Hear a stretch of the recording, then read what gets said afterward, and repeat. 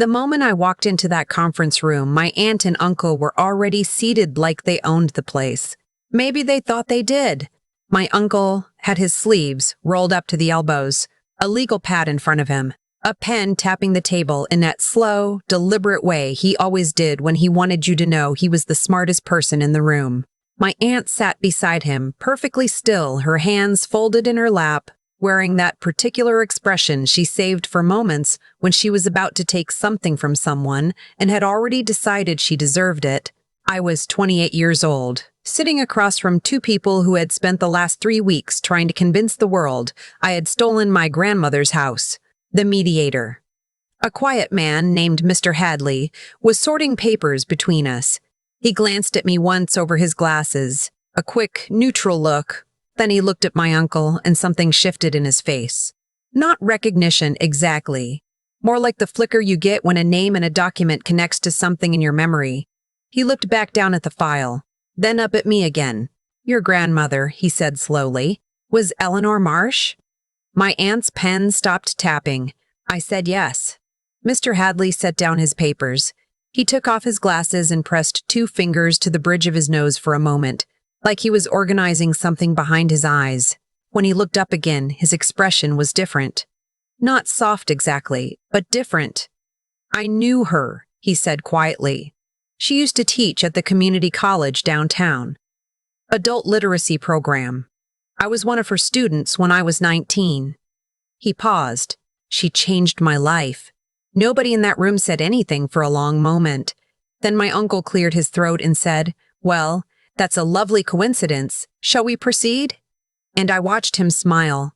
That particular smile. The one I had been watching my whole life. The one that said he had already won.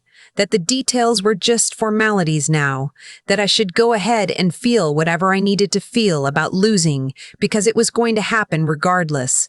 He didn't know what I had brought with me. He didn't know what my grandmother had left behind. But before I tell you how that morning ended, I need to go back to the beginning. Because the beginning is the only thing that makes any of it make sense. I was 7 years old the summer my parents left me at my grandmother's house in Clover Hill, a small town in eastern Tennessee that smelled like honeysuckle and wood smoke, and the particular kind of quiet you only find far from highways. My grandmother, Eleanor, lived in a white clapboard house with a wraparound porch and a vegetable garden that took up half the backyard and wind chimes that sang every time the air moved. To a 7-year-old, it was the most beautiful place in the world. I remember the morning they brought me there. My mother carried my purple suitcase up the porch steps while my father sat in the running car. She set it down by the front door and knelt in front of me and pushed my hair back from my face with both hands the way she did sometimes when she wanted to seem like the kind of mother she meant to be. "Grandma Eleanor is going to take such good care of you," she said. Her voice had that bright, hollow quality, like a bell with a crack in it, "and we'll be back before you even have time to miss us." I want to say I knew then that it was a lie. I want to say I saw through it, but I was 7. I believed her. My grandmother stood in the doorway drying her hands on a dish towel. She watched my mother stand up, watched her walk back down the porch steps without looking at me again, watched the car pull out of the gravel drive and disappear around the bend in the road. She didn't say anything for a long moment. She just stood there. Then she pushed open the screen door and picked up my purple suitcase and said, "Come on in, baby. I just made sweet tea." That was it. No speech, no explanation, no speech, no explanation, no promise that everything would be okay. Just, "Come inside. There's something cold to drink." That was my grandmother.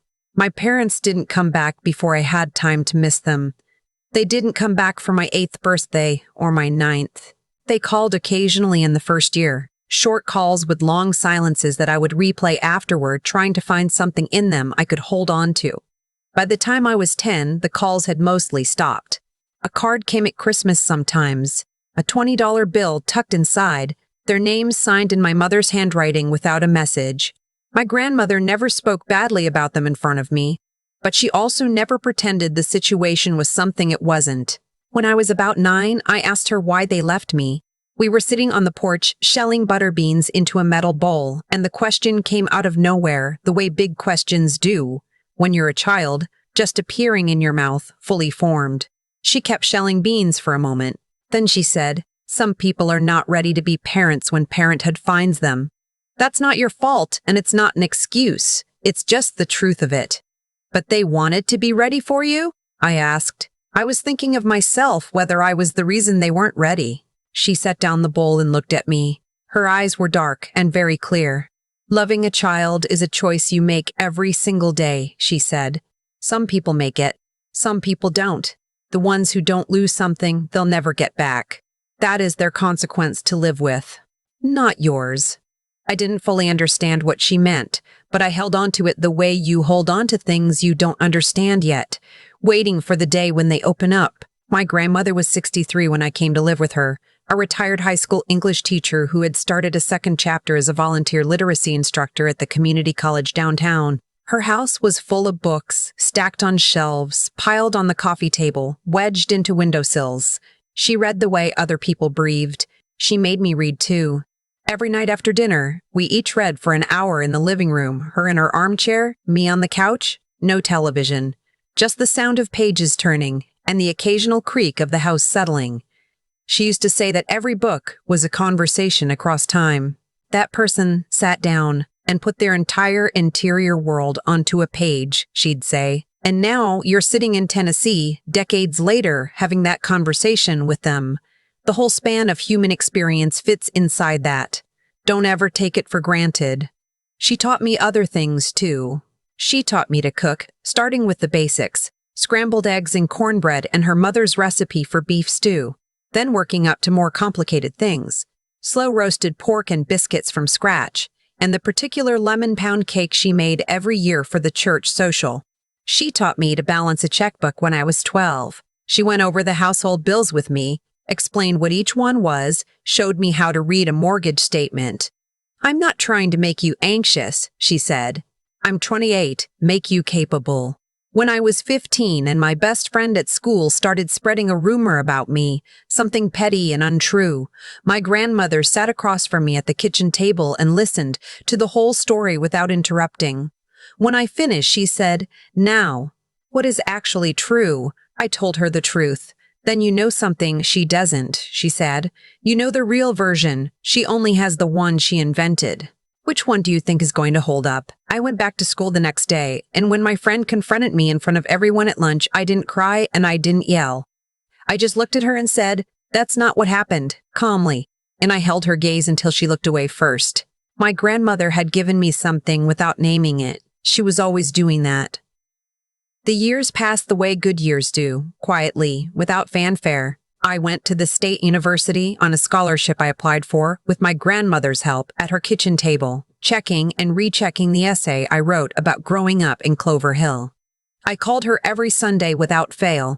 I came home for holidays and summers for as long as I could. When she was diagnosed with heart failure at 79, I finished my master's degree and moved back to Tennessee. I became her caregiver the way she had been mine, making her meals, driving her to her appointments, reading aloud to her in the evenings when her eyes grew tired. Those last 2 years with her were the ones I'll hold closest for the rest of my life. The afternoon before she died, she was lucid in a way she hadn't been for a few days. She held my hand and made me look at her. "They're going to come," she said. Her voice was thin, but her eyes were sharp. "Your aunt and uncle. When there's something on the table, certain kinds of people always appear." I knew she meant my father's older brother and his wife. They lived in Atlanta in a house that was always being renovated, and they came to Clover Hill twice a year at most, always briefly, always with that particular energy of people surveying something they feel entitled to. "Let them show themselves," she said. "Don't fight with words, fight with facts." I have made sure you have the facts. I didn't know what she meant then.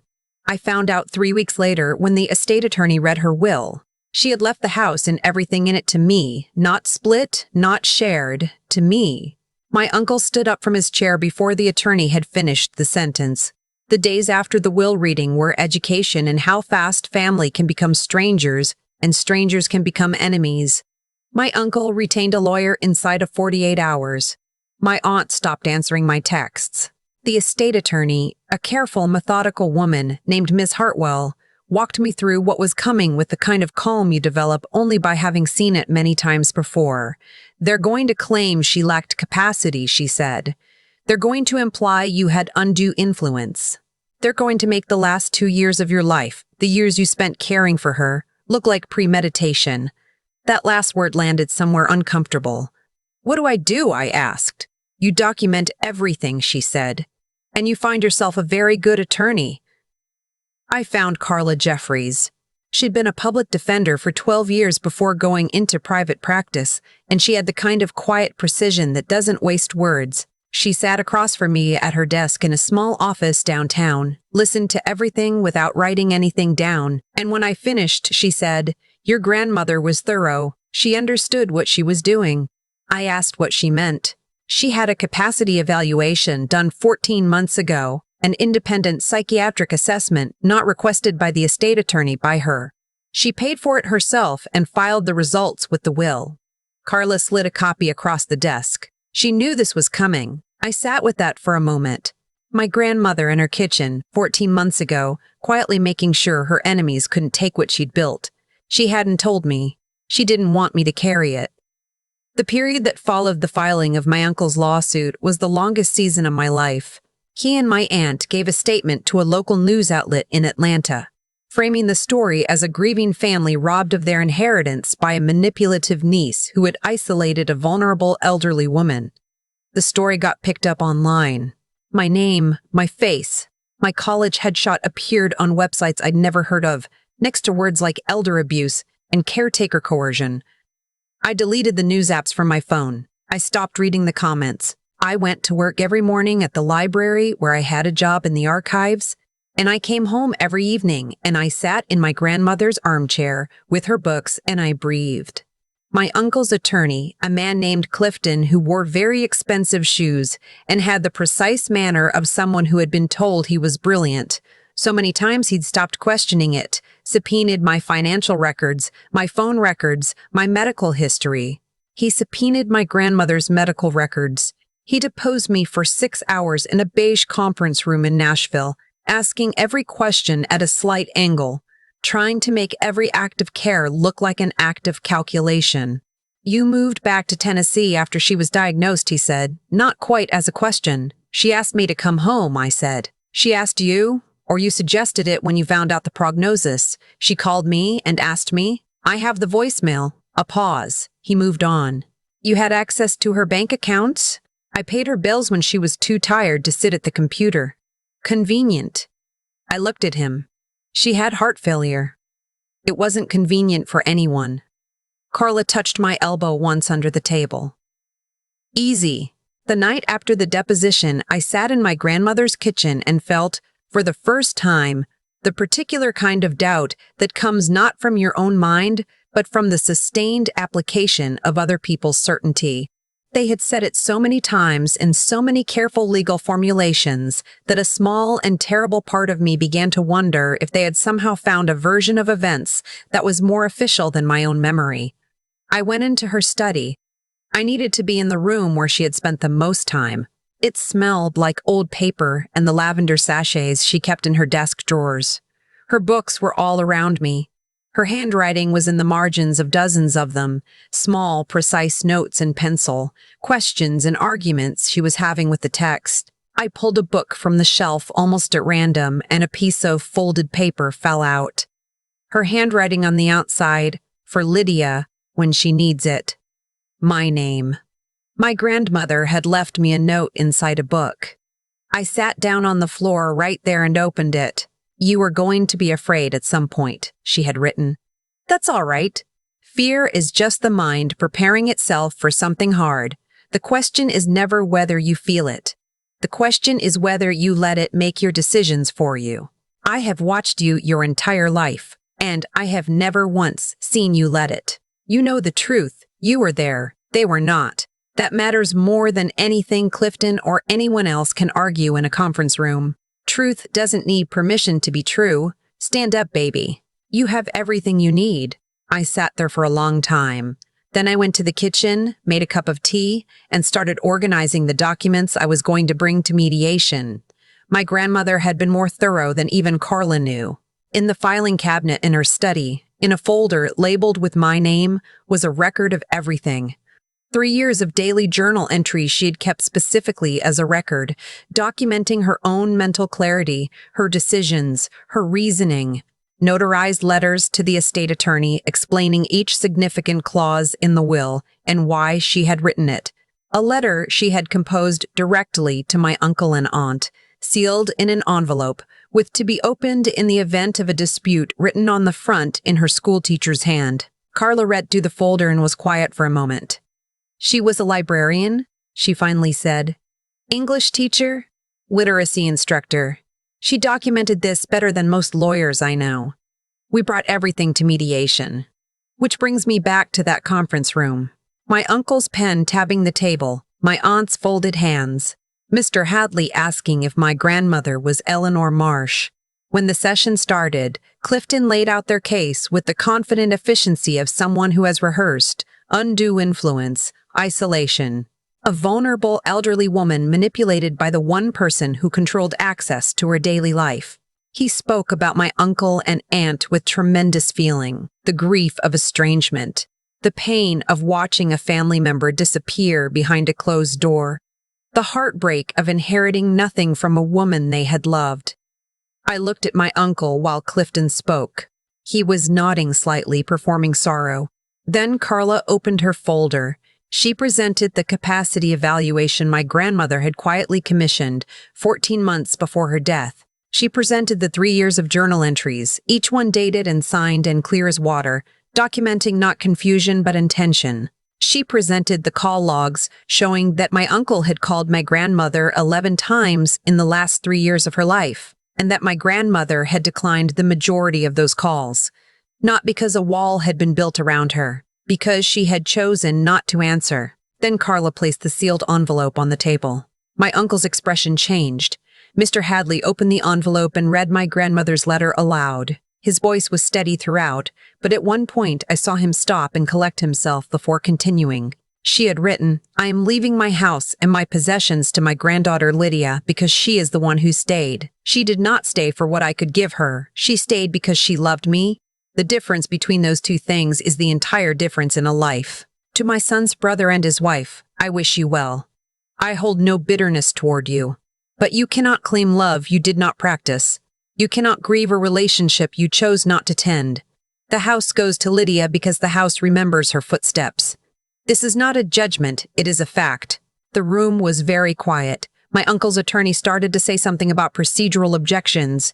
My uncle put a hand on his arm and stopped him. I looked at my uncle for the first time since we'd sat down. His face had done something unexpected. The performance was gone. What was underneath was not anger. It was the specific blankness of a person confronted with the true thing they have been avoiding for a long time. He didn't look at me. My aunt was crying, but not the way she had been crying in the news interview, not the controlled, photogenic grief. She was crying in a way that had no audience. Her shoulders were shaking, and she was staring at the table. Clifton gathered his papers. The mediation concluded without my uncle's claim proceeding to litigation. The will stood as written. The house was mine. I didn't feel victorious when I walked out of that building. I felt the specific exhaustion of a person who has been through something that never should have been necessary. The afternoon was gray and cool, the kind of Tennessee fall day where the trees have just started to turn and everything smells like the beginning of something ending. Carla walked with me to my car. She said, "You handled that well." I said, "Thank you." I drove home to Clover Hill. I parked in the gravel drive and sat in the car for a few minutes, looking at the white clapboard house, the porch, the wind chimes moving in the late afternoon air. I thought about my grandmother setting my purple suitcase down by the front door 21 years ago. I thought about sweet tea and butter beans and the sound of two people reading in a quiet room. I thought about what she'd told me the last afternoon we had together. Let them show themselves. Fight with facts. She had done both. She had fought the battle years before the battle started. Quietly, methodically, the way she did everything. She had trusted me with the outcome without ever making me carry the weight of the preparation. 6 weeks later, my father called. I almost didn't answer. The number was one I hadn't seen in years, and for a moment I held the phone in my hand in my grandmother's kitchen, feeling the weight of every possible version of that conversation before I'd even had it. I answered. He said my name, just that. He sounded like someone who'd been carrying something heavy for a very long time and had finally put it down, not because it had gotten lighter, but because they'd run out of the strength to hold it. He told me he'd heard about the mediation from my uncle. He didn't offer an opinion about who had been right. He said that when he heard what my grandmother had written in her letter, the house remembers her footsteps, he had gone into another room and cried for the first time in years. He said he didn't expect anything from me. He said he knew he didn't have the right to expect anything. He said he just wanted me to know that the leaving 21 years ago had been the worst decision of his life. That there had not been a version of him in any of those years that hadn't known it, and that knowing and not acting on the knowing was its own kind of sentence he'd been serving. I sat with his words in the kitchen where my grandmother had taught me to make beef stew and balance a checkbook and hold my ground in a quiet room. I said, "I don't know how to do this yet." He said, "That's more than I deserve to hear." I told him I would think about it. After we hung up, I went out to the back garden where the vegetable beds had gone dormant for winter and stood there in the cooling air looking at the shape of the house from outside. All those windows. Every room with a memory in it. She had known he might call. Of course she had. She'd been watching human behavior her whole life, and she understood the particular trajectory of people who run from things, how eventually the running ends and they have to face whatever they left behind. She hadn't told me what to do about it. She never told me what to do. She gave me the tools and then she got out of the way. I went inside and made dinner in her kitchen and sat at her table and felt her in the room the way I've been feeling her ever since. Not as an absence, as something more permanent than that. As the shape of everything she left inside of me. My aunt and uncle hadn't stolen my childhood. They had tried to steal my name and my grandmother's memory. They had failed, not because I had been clever or ruthless or strategic, but because my grandmother had spent 21 years making sure I knew who I was and what was true. She had handed me the facts and trusted me to stand behind them. That's the thing about truth. It doesn't need you to perform it. It just needs you to know it and hold it and not let go. If you've ever been made to feel like you don't belong to something that was built for you, if you've ever had someone try to rewrite your own story in a language you don't recognize, don't let them. Know the true version. Hold on to it with both hands. The house remembers your footsteps, too. I've thought a lot about why things turned out the way they did. Not in a lucky way, not in a things just worked out way. I mean, I've really sat with it, turned it over, tried to understand the actual mechanics of it. And what I keep coming back to is this. My aunt and uncle lost because they had spent years practicing a version of themselves that had no substance underneath it. They had practiced the appearance of family without practicing the thing itself. And when the moment came that required something real, they had nothing to offer. That's not punishment from the outside. That's just the natural consequence of what you build or fail to build over time. My grandmother understood this. She spent her whole life teaching it, first in high school classrooms, then at that community college, then at her kitchen table with me. She believed that the choices you make quietly, the ones no one is watching, are the ones that determine everything else. She didn't document 3 years of journal entries because she was afraid. She did it because she was thorough, because she understood that truth, unsupported, is still just a claim. Truth with evidence behind it is something else entirely. She taught me that without ever framing it as a lesson. It was just the way she moved through the world. What I keep thinking about is what Carla said in her office that first day. That my grandmother was thorough. That she understood what she was doing. I think about Eleanor sitting at her desk with her reading glasses on, pulling out a fresh folder, labeling it with my name, starting to build something she would never see the outcome of. She did that for me. She did that quietly, without telling me, without needing credit for it. That is a specific kind of love that I don't have a better word for than intelligence. It takes intelligence to love someone that far ahead, and what she gave me, what Carla and Mr. Hadley and those journal entries actually represented, wasn't just a legal victory. It was confirmation that I had not been imagining my own life, that the years I spent in that house, reading by the lamp, learning to make biscuits, sitting with her while she got tired, those years were real and they were documented and they were witnessed. My uncle and aunt tried to erase that. They tried to replace my memory with their version. They failed because my grandmother had made sure the record existed. I think about Lydia, my 7-year-old self standing in that gravel driveway watching a car disappear, and I want to tell her something. I want to tell her that the people who stay are worth more than the people who leave, every single time, without exception. That consistency is a form of love, and love is a form of intelligence, and intelligence is something you practice until it becomes who you are. My grandmother practiced all three for 21 years and built something no court could take apart. If you are in the middle of something that feels like it should not be this hard, if you are fighting for something true while someone else constructs a louder version of events, keep your documentation, keep your facts, know the real version of your story down to the smallest detail, and don't let anyone blur it. The truth doesn't need to be dramatic. It just needs to be accurate and present and patient.